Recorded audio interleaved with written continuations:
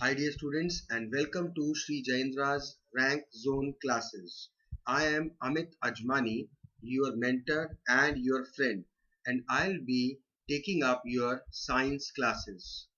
Now students, before starting up this particular session with you people, I would like to have a bit of conversation with you, a bit of talk. When we are taking online classes, then the most important thing that is required is you people, your attention, your focus, because it is not face to face classes that you people are taking, right? So in case you are distracted, in case you are just not focusing, so the teacher cannot interrupt you. I can't see you because it is a one way communication right now. So before starting up the classes, it is very essential that you all need to relate this very important thing, that you need to be very much responsible. You need to really focus on the topics that are being taught, right? Now, another thing is that in these classes, I will not be actually teaching you the whole chapter, right? What exactly I am going to focus is the most important thing, that is, after reading, understanding and learning a chapter, when we go to the exam, what kind of questions we encounter. So we will be focusing on mainly the questions part. Now, when we are talking about the questions, and especially when we are talking about the NTSCs, or we are talking about the various entrance examinations, we know that there we get the objective type questions in multiple choice format. Now, while we attempt those questions, I have seen my students, because I have been taking classes for quite some long time. I have been conducting classes for the past 21 years, and I have taught not hundreds but thousands of students. So I know exactly where, as a student, you people tend to make mistakes.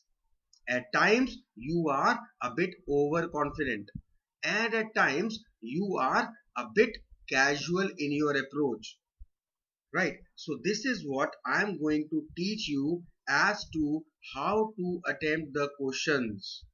First important thing which is required is, of course, the understanding of the chapter, and we need to relate the concepts, because now when we get the questions, it's not always that we are going to get the questions directly.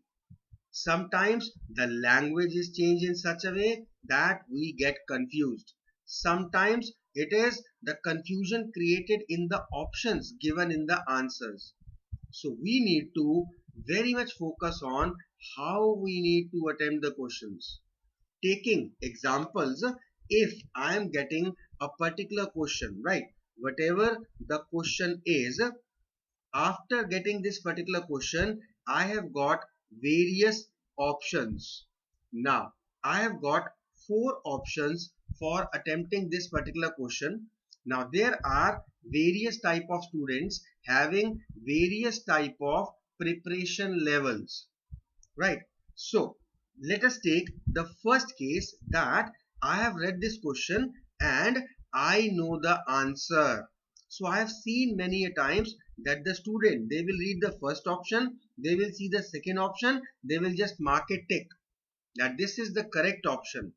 They don't even read the third and the fourth option at times. Why? Because we are very confident, sir, I know the answer. This is the answer, I remember it. But it is not important. Important is, maybe the third option is also correct, and maybe in the fourth option we are given this option both B and C. In such a case, now you need to be very careful, because whenever in the options it is given as both A and B, or B or C and A and C, in that case we need to be very much sure about our answers. We need to really and very carefully go through all the given options. Then only we need to just write the correct answer as per us. We should not jump on the conclusion just after reading one particular option which we feel is correct. Got it? Now, the second case is if you get a question and in that case you are not so sure about the answer. In that case, what you need to do is out of these four options, logically try to apply the concept. First of all, you need to strike the wrong answers off. Whatever answer you think, A option, you know that it can't be the option. D option, it can't be. So now out of B and C, we are left with two options. Then we need to relate. Then we need to try to remember where exactly this topic was. What exactly was the concept? What was the sequence of the chapter? And then we can write the correct answer as per what we think in our understanding is the right one out there in the exams. Right? So while giving the answers, you need to be sure that you are actually reading all the options. Try to differentiate the difference.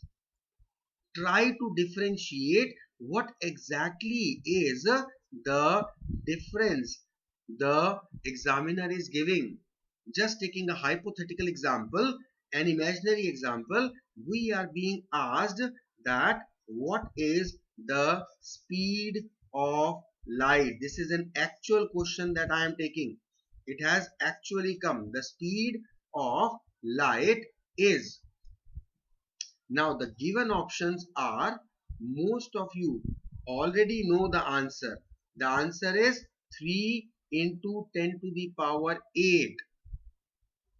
But if we are given 3 to the 10 to the power 8 here also and 3 into 10 to the power 8 here also, here we are given 2 into 10 to the power 8 and 2 into 10 to the power 8. Now what is the difference? The difference lies in the unit, whether it is meter per second or kilometer per hour. Similarly, meter per second or kilometer per hour. This is what we need to focus on. We just don't have to be impatient and write the answer looking at this option 3 into 10 to the power 8. We need to see. I know the answer, it is 3 into 10 to the power 8. But what? Is it meter per second or kilometer per hour?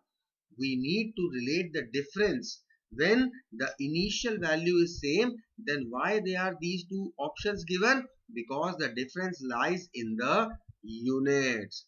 And when we are talking about units, then we will check out. So we will find that this is our correct answer. It is actually 3 into 10 to the power 8 meter per second.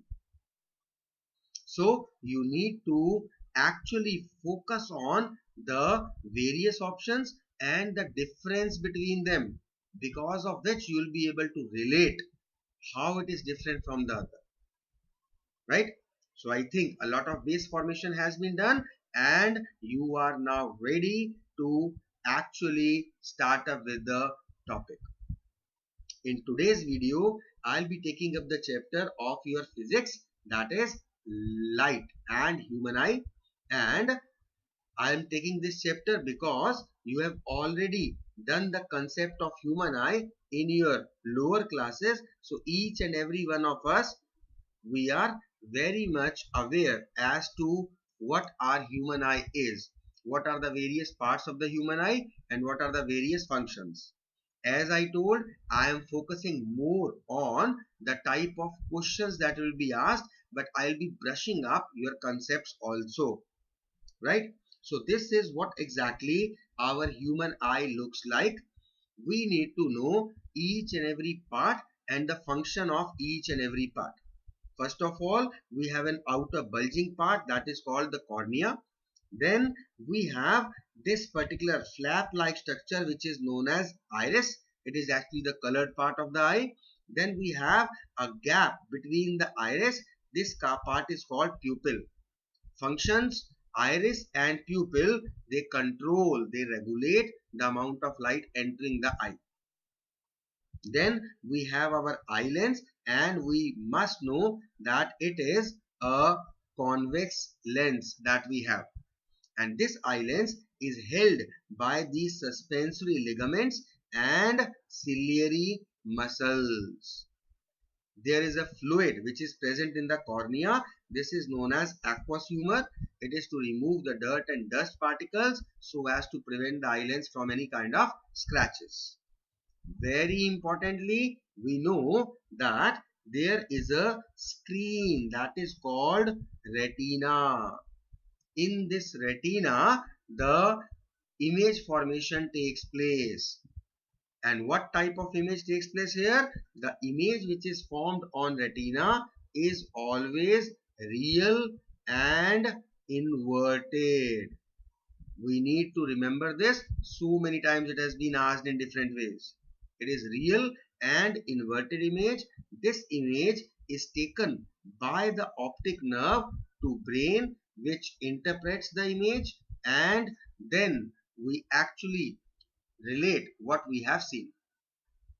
We have a fluid in the eyeball which is known as vitreous humor, and this vitreous humor acts as a shock absorber, providing rigidity and turgidity. Then there is a blind spot. It is the point on retina where the optic nerve enters, and we know that no image formation takes place at this blind spot, right? Function of ciliary muscles, quite important, in which we see that ciliary muscles contract and relax, right? We have got one phenomena called the power of accommodation of human eye. Our human eye can see near objects as well as far objects. And how it happens? It happens because of the contraction and relaxation of ciliary muscles. And because of that, the focal length of our eye lens, it changes. Very important. You need to relate when we are looking at a near object, then in that case the ciliary muscles, they contract, and because of their contraction, what exactly happens is the power of our eye lens, it increases. You must also be aware that power is the reciprocal of focal length. So if the power is increasing, that means the focal length will decrease. This is what exactly happens when we are looking at a near object. When we are looking at a far object, in that case, now the opposite will happen. The ciliary muscles, they will relax, because of which power the power of our eye lens, it decreases. Why? Because the focal length increases. So this is quite important. You need to relate this concept. You need to remember it. Right? Now, after this, we know that the near point of human eye is 25 centimeter, and the far point of a normal human eye is infinity. But there are certain defects of human eye. We need to relate the defects of human eye. What are these defects? How they are caused?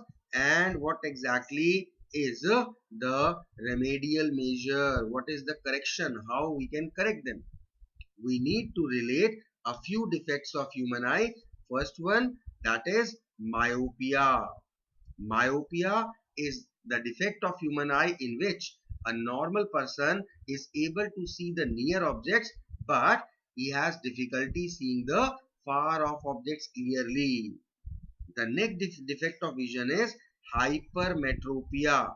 Now, hypermetropia is just opposite of myopia. In this defect, a person is able to see the far off objects, but he is unable to see the near objects. Third defect that we must know, that is presbyopia. It is also called old age hypermetropia. right? The fourth defect of vision is cataract, in which there is a cloud formation above the eyelids because of which the vision gets blurred. It is treated with surgery. Quite importantly, astigmatism. In this defect, a person is not actually able to relate the parallel and horizontal lines, right? So these are the various defects that we need to know how we are going to correct it by using suitable lenses. For example, for myopia, we use concave lenses of suitable power. For hypermetropia, we use convex lenses of suitable power. For presbyopia, again we use convex lenses. For cataract, it's surgical procedure that is done. For astigmatism, we use cylindrical lenses, which are also known as toric lenses, right? So these are the various defects of vision that you have already studied about, but you need to once again revise it, right? So after doing this brushing up of the topic, let us now come to the most important part, that is the questions. Because whatever we are studying, whatever we are learning, our main purpose is to gain knowledge, especially because out of these topics questions will be asked from us in the examination, and of course we need to get full out of full marks, right? So ready for the questions? Sure shot. Now I think that actually there is a bit of dialect difference, the accent difference, but I really hope that whatever I am saying you are able to relate it properly and thoroughly, and I'll make sure that I am clear and understandable to each and every one of you, right?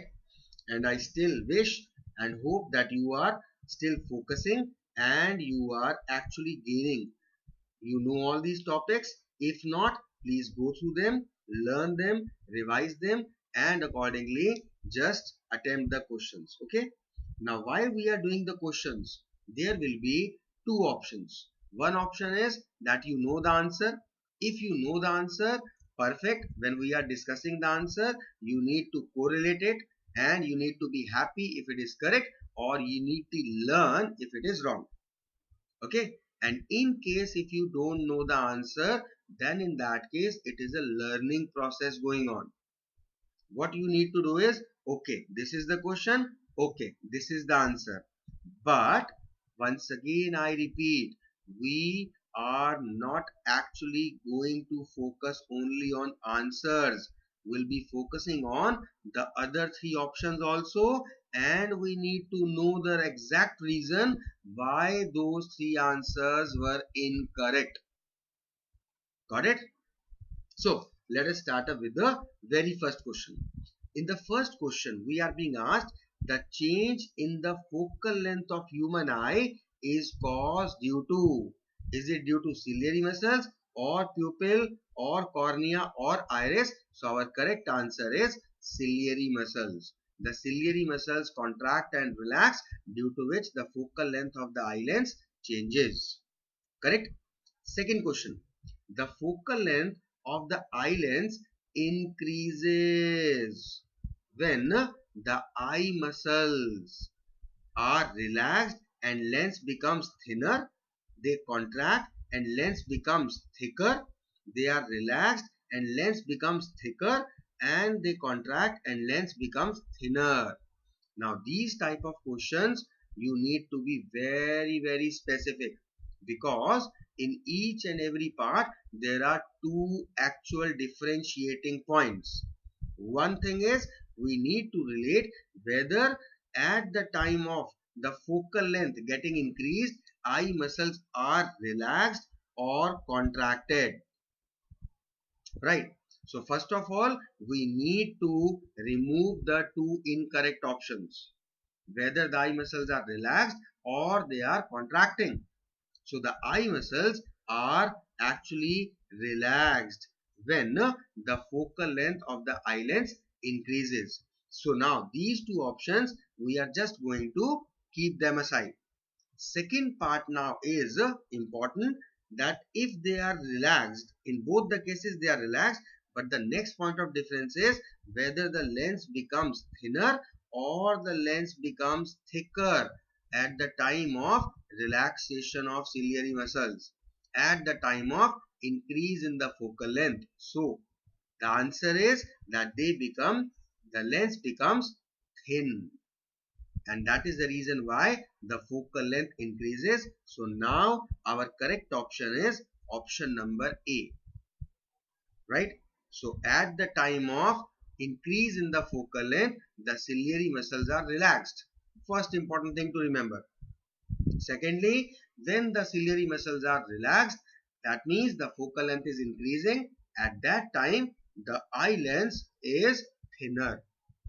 It becomes thinner, right? Third question. A tough membrane which protects the internal parts of the eye. Now that tough membrane is sclera. This is our answer. It's not cornea because it is not doing any kind of protection for the eye, internal parts. No. Retina is a screen and iris is a flap-like structure. Right? So the sclera is the right answer for this particular question. Let us see the next one. The colored part of the eye is, it is iris. Iris is the colored part. Retina is not colored, it is just a screen. Cornea is not colored. Sclera is just a membrane, it's not colored. So iris is the colored part of the screen. We see that many people have blue eyes or black eyes or brown eyes or gray eyes. It is just because of the iris. Fine. Next question. The image formed on the retina is, this is what I told you, right? Real and erect. Now, important thing is, just don't look at this word real. We need to relate the second thing also. Real is okay, but it is not an erect image. Virtual and erect. Of course, we have just excluded this erect option. We are already cancelling it. So, erect can't be. Virtual and inverted. The image is inverted, but it is not virtual because the image is real and inverted, and we are not given that option. So what we will write is none of the above. Why? Because the actual image formed on retina is always real and inverted. Got it? Next question. Image formed on the retina is called to brain through auditory nerves, blind spot, optic nerves, or yellow spot. Simple question. We know that it is optic nerves that carry these images to brain. The images which are formed on the retina of the eye are carried by optic nerves. Correct? Question number 7. If the ciliary muscles relax. Now this is what exactly we have seen above also, but at that time question was different. There they have asked if the focal length of the eye lens increases, ciliary muscles will relax or contract. Here it is asking the other way around, that if the ciliary muscles are relaxed, then the focal length will increase. Right? So both ways the question may be asked. I repeat, the two type of questions are, if the ciliary muscles are relaxed, the focal length will increase. Second part is, if the focal length is increased, what happens to the ciliary muscles? They are relaxed. Got it? Next, if the ciliary muscles contract, then the focal length will, of course, the opposite of it, decrease. Got it? Next question. To see a distant object, far off object. Now, for seeing a far off object, the ciliary muscles in our eyes, they relax. Right? When they contract, that is basically to see the nearby objects.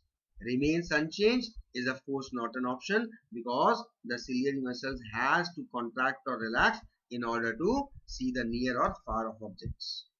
Right? Next, opposite of it, to see a nearby object, the ciliary muscles in our eyes contract. Now this what exactly you are looking here is, these are the questions which have been asked in various years.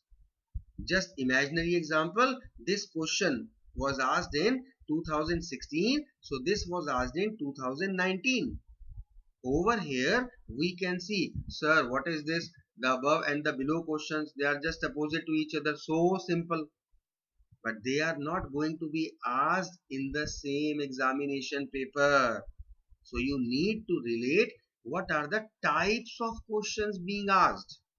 After doing this topic, we need to focus on these questions, because we need to know what type of questions have been asked till now, so that we can be prepared. Getting my point? Good. Let's continue. Next question is, name the defect of vision caused when the focal length of eye lens is reduced. Now, if the focal length is reduced, in that case, we'll not be able to see the far off objects. So, the defect of vision in which a person is not able to see the far objects, that is our myopia. Right? Had it been reduced, is replaced by, it is increased. Now, if the focal length is increased, in that case, our answer would have been hypermetropia. So, you need to relate and you need to understand that this question might have been asked that way also. So, we should be prepared for that answer also, right? Next, in myopia, the far point of the eye is, now we know that the far point of a normal eye is infinity, right? But because it is a defect, so infinity, we will cross the option. More than infinity doesn't make any sense, because infinity in itself is immeasurable. So what is meant by more than infinity? It's just, it doesn't exist. So of course I'll cross it. So I'm left with less than infinity. A person is not able to see till infinity, which he should have with the normal eyes, because he is suffering from this defect. Got it? Next, name the defect of vision. This is what I actually discussed above in question number 11. Name the defect of vision when the focal length of the eye lens is increased. So now the answer will be hypermetropia. This will be our correct answer to this question. I hope you are getting all these things right, and I hope you are not getting bored, and I hope that you are not facing any kind of problem with my pace. I am neither too fast, neither nor too slow. So I think that you are able to cope up very well. And in case you find that I am basically a bit faster, so you need to catch up. And if you find that I am a bit slower, it is because of two reasons. Number one, I want you to understand each and everything. Number two, every student has a different level of preparation and understanding. So we need to make sure that each one of you understands. So in case you find my pace to be slow, if you think that I am going slow, kindly cooperate and keep your focus. Fine. Next question. In hypermetropia, the near point of the eye is, now the normal near point of a normal eye is 25 centimeters, but because it is a defect of vision, the person is not normal, so 25 centimeter is wrong. Less than 25 centimeter, no. Why? Because hypermetropia, person can't see near. So that is why it will be more than 25 centimeters. Fine. Next question. If a person is suffering from both myopia and hypermetropia, the lenses used by him to restore proper vision is, what kind of lenses is going to wear? We need to know. For myopia, it is concave lenses required. For hypermetropia, it is convex lenses required. So, because he is suffering from both the defects, obviously he has to wear both the lenses. He will be requiring bifocal lenses. Correct? Next question. The defect of vision which can be corrected by using cylindrical lenses is astigmatism. This is the defect which can be used by using cylindrical lenses. Otherwise, for hypermetropia, presbyopia and myopia, we use normal spherical lenses. Okay. Next question. The other name of cylindrical lenses is toric lenses. Fine. Just a normal thing to learn and remember. Next question. In a myopic eye, the image of the object is formed. Now, it is a defect of vision. That means it cannot form on the retina. I'll cross this option. And it cannot form on the blind spot. Why? Simply because blind spot, no image formation takes place. So either it is behind the retina or is in front of the retina. Where exactly image formation takes place in myopia? It takes place in front of the retina. And would it have been hypermetropia? Then in that case the answer would have been behind the retina. So I am just trying to tell you that one question is being asked, and based on this one question you can relate on your own what the other question answer will be. So if in myopic eye, the image is formed in front of retina, hypermetropia is just opposite to it. There the image will get formed behind the retina. Simple as that, right? Next question. The eye defect presbyopia can be corrected by. Now presbyopia is a kind of hypermetropia only. So like hypermetropia, it is also corrected by using convex lenses. Why the other choices are wrong? Concave lenses are used for myopia. Convex mirror. This mirror can't be used. Bifocal lenses, they are not for presbyopia, they are for both myopia and hypermetropia, right? So these are a few questions that have been actually asked in various examination papers in various years from this particular topic, human eye and the defects of vision.